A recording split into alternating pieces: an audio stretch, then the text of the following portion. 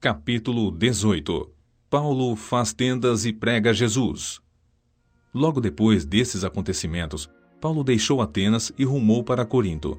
Chegando ali, encontrou um judeu chamado Áquila, natural do Ponto, que tinha acabado de chegar da Itália juntamente com sua esposa Priscila, pois Cláudio havia baixado um decreto intimando que todos os judeus se retirassem de Roma. Paulo, então, foi visitá-los. E, percebendo que tinham a mesma profissão, Paulo passou a morar e trabalhar com eles, pois eram fabricantes de tendas. Assim, todos os sábados ele argumentava na sinagoga e convencia tanto a judeus quanto a gregos. Paulo dá tempo integral ao ensino. Depois que Silas e Timóteo chegaram da Macedônia, Paulo começou a consagrar todo o seu tempo ao ensino da palavra, explicando aos judeus que Jesus é o Messias.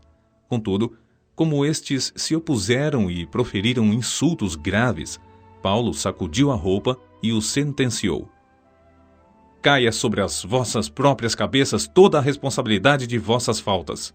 Eu estou inocente quanto ao meu dever, e de agora em diante vou dedicar-me aos gentios. Então, saindo da sinagoga, Paulo dirigiu-se à casa de Tício Justo, homem que obedecia a Deus e que morava ao lado da sinagoga. Crispo, administrador da sinagoga, creu no Senhor, ele e toda a sua casa, e da multidão dos coríntios que o ouviam, muitos criam e eram batizados. Numa certa noite, o Senhor falou com Paulo por meio de uma visão, dizendo: Não tenhas medo, continua pregando e não te cales, pois eu estou contigo, e nenhuma pessoa ousará fazer-te mal ou ferir-te, porquanto tenho muita gente nesta cidade. Assim, Paulo permaneceu ali durante 1 ano e 6 meses, ensinando a palavra de Deus ao povo. Gálio não vê crime em Paulo. Quando, porém, Gálio era procônsul da Acaia, os judeus se levantaram unânimes contra Paulo e conduziram ao tribunal, protestando: Este persuade os homens a adorar a Deus de uma forma contrária à lei. No momento em que Paulo daria início à sua defesa, Gálio os admoestou: Se em realidade houvesse, ó judeus, alguma afronta grave ou crime, certamente, e com razão, eu os ouviria. Entretanto, visto que se trata de uma questão de palavras e nomes de sua própria lei, ora resolvei isso vós mesmos, pois não quero me dispor a ser juiz desses assuntos. E ordenou que fossem expulsos do tribunal.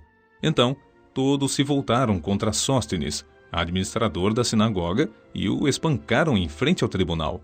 Contudo, Gálio não expressou qualquer perturbação diante desse episódio.